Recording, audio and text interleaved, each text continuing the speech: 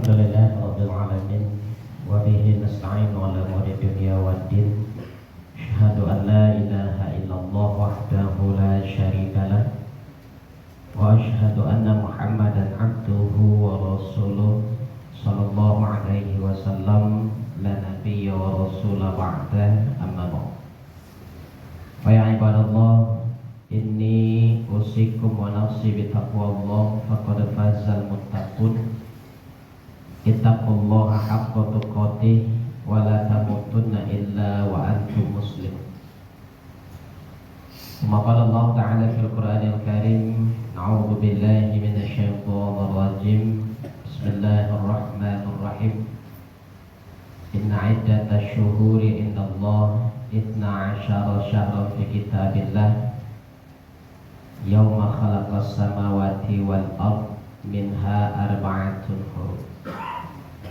Surah At-Taubah surat yang ke-9 ayat yang ke-36. Syukur kita kepada Allah, alhamdulillah siang ini Allah masih memberikan kita hidayah. Alhamdulillah kita masih diberikan Allah kekuatan dan bisa hadir ke masjid dan menunaikan ibadah khusus yang Allah wajibkan bagi kita yang mukallaf. Salawat dan salam kita doakan kepada Allah semoga selalu dilimpahkan buat junjungan kita Habibullah Muhammad sallallahu alaihi wasallam. Allahumma shalli ala sayyidina Muhammad wa ala ali sayyidina Muhammad. Ma'asyiral muslimin sidang jamaah Jumat rahimakumullah, pada kesempatan Jumat kali ini khatib berwasiat kepada kita semua dan terkhusus kepada diri khatib sendiri agar kita senantiasa meningkatkan keimanan dan ketakwaan kita kepada Allah. Inna akramakum indallahi atqakum, karena sebaik-baik dan semulia-mulianya manusia di hadapan Allah adalah yang terbaik ketakwaan. Tazawwadu fa inna khairaz zadi taqwa. Maka berbekallah kata Allah, karena sebaik-baik bekal kita nanti menghadap Allah adalah yang terbaik ketakwaan. Maka sebagai wasiat takwa pada siang hari ini khatib landaskan dalam surah At-Taubah surat yang ke-9 ayat 36. Kata Allah, inna iddatash syuhuri indallah 12 syahran fi kitabillah. Kita menjadikan ketetapan dan data di dalam kitab Allah bahwasanya waktu setahun itu beredar selama 12 bulan. Yauma khalaqas samawati wal ard. Ketetapan ini sudah Allah tetapkan semenjak pertama kali Allah menciptakan langit dan bumi. Minha arba'atun hurum, 4 bulan di antara 12 bulan tadi kata Allah disebut dengan bulan haram. Maknanya bulan haram ini sebagian ulama mengatakan bulannya Allah, di mana setiap perbuatan baik atau buruk Allah lipat gandakan balasannya. Bagi yang berbuat buruk maka dosanya Allah lipat gandakan, dan bagi yang berbuat baik pahalanya juga Allah lipat gandakan. Dan selama berada di bulan haram, hentikan semua perbuatan maksiat. Fala tazlimu fihinna anfusakum kata Allah. Janganlah sampai kalian menganiaya diri kalian sendiri ketika berada di bulan haram. Karena sekecil apapun perbuatan buruk akan Allah lipat gandakan dosanya, dan sekecil apapun perbuatan baik akan Allah lipat gandakan pahalanya. Di sebenarnya selama ini kita kurang memahami bahwasanya ada 4 bulan setelah Ramadan yang pahala juga sama dengan puasa Ramadan. Ketika kita berada di bulan Ramadan, semua pahala Allah lipat gandakan. Dan ternyata di 4 bulan selain bulan Ramadan ada lagi Allah lipat gandakan pahala. Tapi sayangnya kita tidak pernah mengambil keputusan untuk memperbanyak dan memperbagus ibadah kita di bulan-bulan haram seperti yang kita lakukan di bulan Ramadan. Tidak ada pernah pasang target dan pasang tekad untuk bisa mencapai apapun yang bisa kita capai ketika di Ramadan, bisa kita capai lagi di luar Ramadan, yaitu di 4 bulan haram. Maka orang-orang jahiliyah ketika memasuki bulan haram itu semua kebiasaan buruk mereka hentikan. Yang biasa mabuk dihentikan, yang biasa judi dihentikan, yang biasa bermain-main dengan maksiat dihentikan, berperang pun dihentikan selama bulan haram. Jahiliyah saja tidak ada panduan dari Rasulullah paham dengan bulan haram menghentikan semua perbuatan maksiat. Bagaimana kita dengan umatnya Rasulullah? Maka kata Rasulullah, dari 12 bulan yang ditetapkan Allah, 4 bulan diantaranya adalah bulan haram. Yang 4 bulan itu kata Nabi, 3 bulan diantaranya berturut-turut dan 1 bulannya terpisah. Yang 3 bulan berturut-turut itu pertama Zulqa'dah, yang kedua Zulhijjah, yang ketiga Muharram. Zulqa'dah bulan 11, Zulhijjah bulan 12, Muharram bulan 1. Dan yang terpisah saat itu adalah Rajab Mudar, bulan Rajab yang terletak di antara Jumada akhir dengan Sya'ban. Jadi 4 bulan ini semua perbuatan kita dilipat gandakan balasannya. Yang berbuat baik dilipat gandakan pahalanya, yang berbuat buruk pun Allah lipat gandakan dosanya. Maka jagalah diri kalian, kata Allah, jangan sampai berbuat kezaliman untuk diri kita atau untuk orang lain ketika kita berada selama di bulan haram. Maka Ali, sahabat Rasulullah sekaligus sepupu beliau dan juga menantu beliau, itu pernah berpesan kepada kita. Ali, Sayyidina Ali karamallahu wajhah, itu pernah berpesan kepada kita semua. Ada 3 pesan yang disampaikan oleh Ali ketika menyambut tahun baru Islam. Setiap pergantian tahun Hijriah, Ali selalu mengingatkan kepada kita semua. Pertama kata Ali, kun indallahi khairan nas. Yang kedua, wa kun indan nafsi syarran nas. Dan yang ketiga, wa kun indan nafsi rajulun minan nas. Ada 3 nasihat Ali setiap memasuki bulan Hijriah atau tahun baru Hijriah. Kata Ali pertama, kun indallahi khairan nas. Jadilah manusia-manusia yang terbaik di hadapan Allah. Jadilah manusia-manusia pilihan yang di hadapan Allah, yang kita mendapatkan keridhaan Allah itu dengan cara ibadah. Karena kemuliaan seseorang bukan dilihat dari pangkat, jabatan atau harta yang dipunyai, tapi dari sisi ketakwaannya. Inna akramakum indallahi atqakum. Yang paling baik ketakwaannya, itulah yang Allah muliakan nanti di hadapan semua manusia. Maka dalam masalah beribadah ada 3 kategori manusianya. Pertama disebut dengan al-abid, orang yang hanya sekedar beribadah, lebih mementingkan yang wajibnya saja tanpa mempedulikan ibadah sunnah. Karena bagi mereka yang penting ibadah itu dikerjakan meskipun hanya yang wajib-wajibnya saja. Yang kedua disebut dengan al-mutaqarrib, orang yang beribadah dan merasakan ibadah itu adalah kebutuhannya, sehingga dia memperbanyak ibadahnya di samping ibadah wajib juga diikuti dengan ibadah-ibadah sunnah. Ini al-mutaqarrib. Dan yang ketiga disebut dengan al-muhib, orang yang beribadah bukan karena takut dengan neraka dan juga bukan berharap akan surganya Allah, tapi dia beribadah karena membuktikan rasa cintanya kepada Allah, sehingga dengan cinta itulah dia akan mendapatkan ridho Allah, maka dia akan mendapatkan semua yang sudah Allah janjikan di dalam Al-Quran. Di semata-mata dia beribadah bukan karena takut dengan neraka, bukan berharap akan masuk surga, tapi dia benar-benar ingin mendapatkan cinta Allah di saat beribadah. Maka semua ibadah apapun bentuknya mereka kerjakan. Tidak hanya sekedar wajib atau sunnah, tapi ditambah dengan ibadah-ibadah lainnya yang menunjang. Nah ini al-muhib.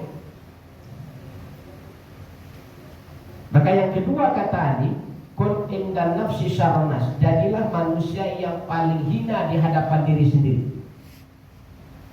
Jangan pernah bangga atau takjub atau bersifat ujub terhadap ibadah yang kita lakukan terhadap orang lain. Karena antara ikhlas dengan ujub, dengan bangga itu bedanya tipis. Karena sifatnya iblis kalau tidak bisa dicegah, nggak bisa dilarang manusia itu, maka dia akan suruhkan dan mendapatkan yang terbaik di antara semua orang yang beribadah. Itu strategi iblis. Tapi ujung-ujungnya menghancurkan nilai ibadah manusia. Menghancurkan. Misalnya kita berangkat sholat subuh dengan keadaan kondisi badan yang sedang sakit-sakit, lutut sakit-sakit, badan semuanya pegal-pegal dan segala macam. Atau kita sedang mengalami separuh sakit, separuh sembuh. Atau kita dalam kondisi yang tidak baik. Begitu azan subuh, iblis langsung berbisik, tak usahlah ke masjid lain. Di rumah selama kau jatuh di jalan tu siapa manakaan subuh kau kalam langang. Di rumah silakan nak bagi dosa kalau solat di rumah. Maka ketika kita dipengaruhi, kita tetap bersikukuh ingin datang ke masjid, maka iblis tidak akan pernah melarang, tidak akan pernah membiarkan. Kata iblis, kalau kayaknya dia ke masjid baiklah, tapi kalau dapat awak boleh pertama tiba di masjid. Kasih bisa mungkin dari sini datanglah ke masjid. Kalau para lu diusah-usah di masjid, awak yang menjagoannya. Itu pernikat yang ingin didapatkan dari iblis. Dan begitu kita termotivasi untuk melakukan ibadah terbaik, bahkan sebelum subuh kita sudah datang, bahkan kita pertama kali selalu datang ke masjid. Nanti bagi orang yang melihat dan memahami akan memuji. Selalu jawab Pak, kau sebelum masa sebelum subuh lah datang ke masjid. Asalah dibuat masjid apa? Kau selalu paling dulu datang ke masjid. Kalau timbul rasa bangga di situ, oh ambo kalau untuk masalah subuh, oh tetap mau jago banget. Kebanggaan yang timbul dengan diri kita itu kan menghabiskan semua pahala kita. Karena ujub dengan ikhlas bedanya tipis. Dan kita selalu terjebak dengan kata ikhlas, tapi sebenarnya kita di situ ada rasa ujub yang terselubung. Maka misi iblis untuk menghancurkan manusia itu caranya berbagai macam. Kalau tidak bisa dilarang, maka dia akan suruhkan. Karena ujung-ujungnya dia akan menghabiskan pahala manusia. Kalau tidak meninggalkan perbuatan itu, minimal dia akan membanggakan dirinya kepada orang lain bahwa dia pernah atau selalu melakukan perbuatan itu. Ini jebakan iblis yang luar biasa.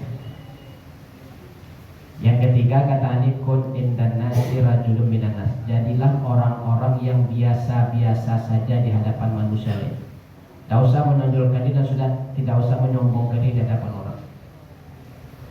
Istilah awaknya jangan sampai maden. Kalau nak diden nak kata itu sudah, kalau nak diden nak turun tangan nak bisa. Hal-hal yang seperti itu kan merusak ibadah kita. Karena paling sering terjadi di masyarakat, puluhan tahun kita merawat seseorang, memelihara seseorang, membiayai seseorang sampai dia mapan. Dari ketek di gadangan, di sekolahan, tamat SD, di kosolahan, ke SMP, tamat SMP, di masukan ke SMA, tamat SMA, di kuliahnya.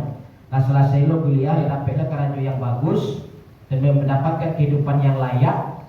Suatu saat kita butuh pertolongan, kita minta tolongnya. Di saat itu sedang ada keperluan yang mendadak, terus kita tak bisa membantu awak. Ujung-ujungnya kalau kecek, kalau ada data dan jadi ulangan kalau itu menghabiskan semua pahala kita yang sudah kita kumpulkan puluhan tahun dari ketek merawatnya sampai jadi keranjang.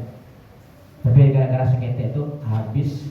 Dari situlah strategi iblis untuk menghancurkan amal ibadah kita. Maka kata Ali, wa kun indana sirajulan minan nas. Jadilah manusia biasa aja. Tak usah menyebutkan kalau kita berjasa kepada seseorang. Tak usah menyebutkan kalau jasa kita besar terhadap kampung dan segala macam. Cukup Allah yang tahu dan orang juga akan tahu dengan sendirinya. Tidak usah membanggakan diri. Karena hal ini terjadi dan terus terjadi, makanya Ali mengingatkan kepada kita. 3 pesan Ali itu yang selalu diingatkan setiap pergantian tahun. Kun indallahi khairun nas. Jadilah manusia-manusia terbaik di hadapan Allah. Tingkatkan ibadah. Wa kun indan nafsi syarrun nas. Jadilah manusia hina di hadapan diri sendiri, sehingga kita merasa belum layak untuk dipuji. Karena ibadah kita masih jauh dari kesempurnaan dan kita terus menambah dan terus menambah. Tidak ada kata bangga di sini.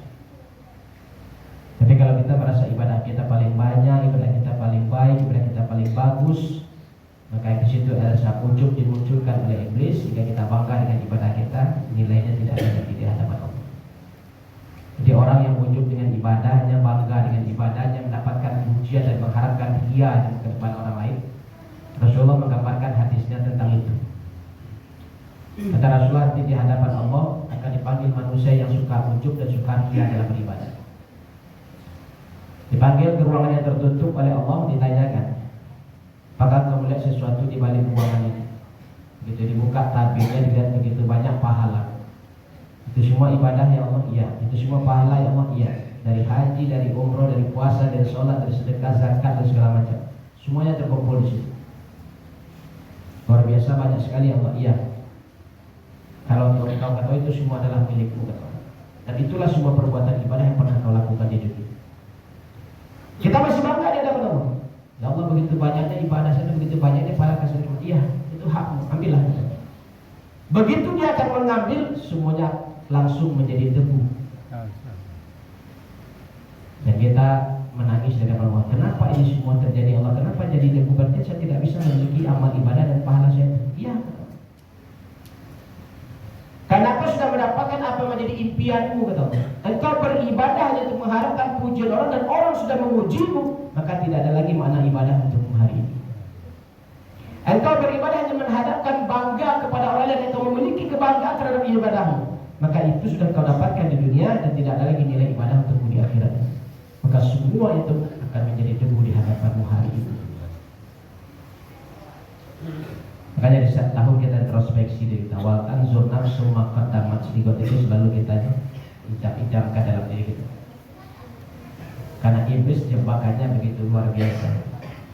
Prinsipnya di mana ibadah manusia itu akan habis dan hancur dan dia tidak bisa mendapatkan pertolongan apa-apa lagi di akhirat. Makanya prinsipnya kalau tidak bisa dilarang, disuruh, dan di situ akan diberikan ibadah yang terbaik dilakukan sehingga menimbulkan pujian dari orang lain, sehingga timbul rasa ujub atau bangga dalam diri dia, atau menimpakan ria dan kebanggaan, maka Allah akan menghabiskan semua nilai. Maka berhati-hatilah dengan jebakan iblis. Maka anggaplah diri kita seperti itu. Jadilah manusia yang hina di hadapan diri kita sendiri. Dan yang ketiga, wakun indan nasi rajulan minan nas. Jadilah manusia yang biasa-biasa saja di hadapan orang lain. Tidak usah menonjolkan diri kita dan tidak usah membanggakan siapa kita dan tidak usah ma'aden kepada manusia. Cukup kita bermain di belakang layar. Kalaupun itu berhasil, kita ucapkan syukur kepada Allah sehingga tidak muncul rasa ria dalam diri kita terhadap Allah. Ini 3 pesan tadi. Mudah-mudahan bisa kita introspeksi terhadap diri kita dan ibadah kita, dan mudah-mudahan kita tidak termasuk dari orang-orang yang merugi di hadapan Allah ketika ibadah yang begitu banyak kita lakukan hasilnya tidak kita dapatkan sama sekali. Kemudian ada manfaatnya. Barakallahu wa lakum fil Qur'anil Karim wa nafa'ani wa iyyakum bima fihi minal ayati wa dzikril hakim wa taqabbal minni wa minkum tilawatahu innahu huwal ghafurur rahim. Alhamdulillahirabbil alamin, amarna bil ittihadi wa tasawwur bihablillahil matin. Syahadu an la ilaha illallah wahdahu la syarika lah wa asyhadu anna Muhammadan abduhu wa rasuluh sallallahu alaihi wasallam la nabiyya wa rasulah ba'da, amma ba'd. Fa ya ibadallah, inni usikum wa nafsi bi taqwallah faqad fazal muttaqun. Ittaqullaha haqqa tuqatih wa la tamutunna illa wa antum muslimun. Kama qala Allah ta'ala fil Qur'anil Karim, a'udzu billahi minasyaitonir rajim. Bismillahirrahmanirrahim. Inna Allaha wa malaikatahu yusholluna 'alan nabi ya ayyuhalladzina amanu shallu 'alaihi wa sallimu taslima.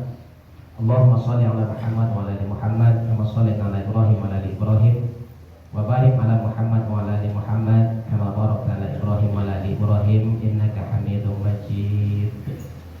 Allahumma ighfir lil muslimina wal muslimat wal mu'minina wal mu'minat al ahya'i minhum wal amwat. Innaka sami'un qaribun mujibud da'wati ya qadiyal hajat. Rabbana auzi'na an nashkura ni'mataka allati an'amta 'alaina wa 'ala walidayna wa an na'mala shalihan tardah wa aslih lana fi dhurriyyatina inna tubna ilaika wa inna minal muslimin. Rabbana zalamna anfusana wa illam taghfir lana wa tarhamna lanakunanna minal khasirin. Rabbana la tuzigh qulubana ba'da idh hadaitana wa hab lana min ladunka rahmatan innaka antal wahhab. Rabbana shrif 'anna 'adzaba jahannam inna 'adzabaha kana gharama innaha sa'at mustaqarra wa muqama. Allahumma khtim bil Islam wa khtim bil iman wa khtim bi husnil khatimah. Rabbana atina fid dunya hasanah wa fil akhirati hasanah wa qina adzabannar. Ibadallah, inna Allaha ya'muru bil 'adli wal ihsan wa ita'i dzil qurba wa yanha 'anil fahsya'i wal munkari wal baghi ya'izukum la'allakum tadhakkarun wa la dzikrullahi akbar. Aqimis shalah. Allahu akbar, Allahu akbar.